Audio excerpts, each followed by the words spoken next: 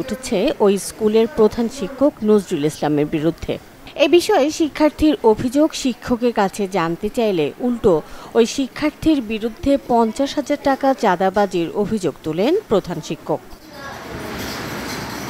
এ ঘটনায় শিক্ষার্থীর মা বাদী হয়ে গেল 17 আগস্ট উপজেলা নির্বাহী অফিসারের কাছে একটি লিখিত অভিযোগ করেন। ধরে লাঠি মারি 3বার, তারপরে 1-2 না লেখে গল্প করেছিল, তখন আরেকবার মারিছে। ছোট একটা বাচ্চা, ওই বাচ্চা কি টাকা চাইতে পারবে কোনোদিন? মায়ে 5টা টাকা হাতে দেয় না তার।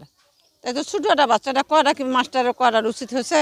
এই দ্বিতীয় শ্রেণীতে পড়ে, তো প্রধান শিক্ষক নাকি বলছে এ 50,000 টাকা চাঁদা চাইছে। তা একটি ক্লাস 2 এর বাচ্চা কিভাবে চাঁদা চায়? যে বাচ্চা 500 টাকা দিলে সে গুনে নিতে পারবে না, এখনো গুনতে পারবে না, আর 50,000 টাকা কিভাবে চাই তার? স্যার তো বলছে যে মানে বাচ্চা নাকি ওনার কাছে চাঁদা চাইছে 1-1.5 মাস আগে, কিন্তু আমি জানি না, তো আমি ওই সময় তো উপস্থিত ছিলাম না। তো এখন ওই মুহূর্তে স্যার বলছে কোন রাগের উপর বলছে এটা আমি বলতে পারি না। এ বিষয়ে ওই শিক্ষার্থী জানান তার উপরে চাপানো হয়েছে এই মিথ্যা অভিযোগ। স্যার আমাদের বাংলা লেখা দিছিল, তো সেটা আমরা লিখেছিলাম। আমার 3টা রসটা হয়েছে, তো সেই জন্য একটু স্যার 3টা রয়ের উপর মার্জিন দিয়ে দিছে, তাই আমাকে এই মোটা পান্ডি দিয়ে মারছে। উনি এইরকম হাত উঠায় দেখে দিছে যে আমার ছেলে 50,000 টাকা চাঁদা চাইছে। এটাই সবার কাছে, দেশবাসী সবার কাছে আমার মানে কি বলবো, আমি একটা মা, আমার খারাপ লাগতেছে যে এতটুকু একটা বাচ্চা কখনো 50,000 টাকা চাইতে পারে, এটা আমার সবার কাছে প্রশ্ন। মাসখানেক আগে ওই ছাত্র 50,000 টাকা দাবি করেছিল বলে অভিযোগ করেন প্রধান শিক্ষক। ধমক দেওয়ার পরে সরছে না, তখন আমি এই শিশু ক্লাসে আসে ওই এটা সেটা দেখানোর জন্য থাকে, স্টিকার থাকে।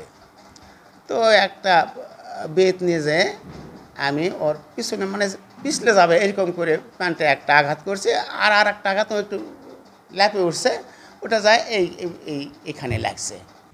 উপজেলার প্রাথমিক শিক্ষা কর্মকর্তা জানান, ইতোমধ্যে বিষয়টি আমরা অবগত হয়েছি। আর প্রধান শিক্ষক যে অভিযোগটি বলেছেন যে দ্বিতীয় শ্রেণীর শিক্ষার্থী তার কাছে 50,000 টাকার চাঁদা দাবি করেছে, এই বিষয়টা আমাদের নলেজে এসেছে এবং বিষয়টা আমাদের কাছে তাৎক্ষণিকভাবে অনাকাঙ্ক্ষিত মনে হয়েছে।